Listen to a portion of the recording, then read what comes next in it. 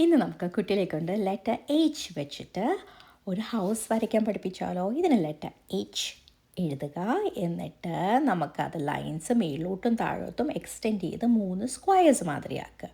എന്നിട്ട് അതിൻ്റെ മേളിൽ നമുക്ക് ഇതുപോലൊരു ട്രയാങ്കിൾ വരയ്ക്കാൻ കാണിച്ചു കൊടുക്കാം.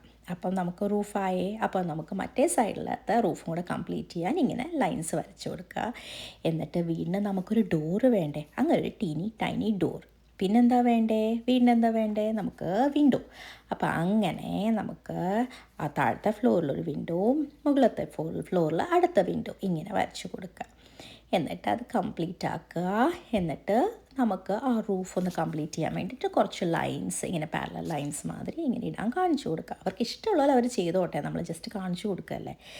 അപ്പോൾ എച്ച് ഫോർ ഹൗസ് അങ്ങനെ നമുക്ക് എഴുതാനും പഠിപ്പിക്കുക അവരെ. അപ്പം സ്പെല്ലിങ്ങും കൂടെ അവർക്ക് പഠിക്കാൻ പറ്റിയാൽ അത്രയും നല്ലത്. അപ്പോൾ എച്ച് ഫോർ ഹൗസ് അങ്ങനെ എഴുതുക. എന്നിട്ട് നമുക്ക് അവരെ കളർ ചെയ്യാൻ അവരോട് പറഞ്ഞാൽ മതി. അപ്പോൾ കളർ അവർക്ക് ഇഷ്ടമുള്ള കളേഴ്സ് ചെയ്തോട്ടെ. അപ്പോൾ അത് കളറിങ് പൊതുവേ നമ്മുടെ കുട്ടികൾക്ക് എല്ലാവർക്കും ഏറ്റവും ഇഷ്ടമുള്ളൊരു സംഭവമാണ്. അങ്ങനെ അത് ഫുൾ കളർ ചെയ്ത് കംപ്ലീറ്റ് ചെയ്യുമ്പോൾ നല്ല രസമായിരിക്കും കാണാൻ. കുട്ടികൾക്ക് അത് ഭയങ്കര സന്തോഷമായിരിക്കും. കളറിംഗ് എന്ന് പറഞ്ഞാൽ ഈ ഏജിൽ ഏറ്റവും ഇഷ്ടമുള്ള സംഭവമാണ്. പല പല കളേഴ്സ് ഉപയോഗിക്കുക അങ്ങനെ. അപ്പോൾ അവർക്ക് ഇഷ്ടമുള്ള കളേഴ്സ് അവർക്ക് മനസ്സിൽ തോന്നുന്ന അവർ ചെയ്തോട്ടെ. അങ്ങനെ കംപ്ലീറ്റ് ആയിട്ട് കളർ ചെയ്ത് കഴിയുമ്പോഴത്തേക്ക് ഒരു അടിപൊളി ഹൗസ് റെഡി. നോക്കിയേ, നിങ്ങൾ തീർച്ചയായിട്ടും കുട്ടികളോട് ഇത് ട്രൈ ചെയ്ത് നോക്കണം. അവർക്ക് ഭയങ്കരമായിട്ട് ഇഷ്ടപ്പെടും. Okay, by.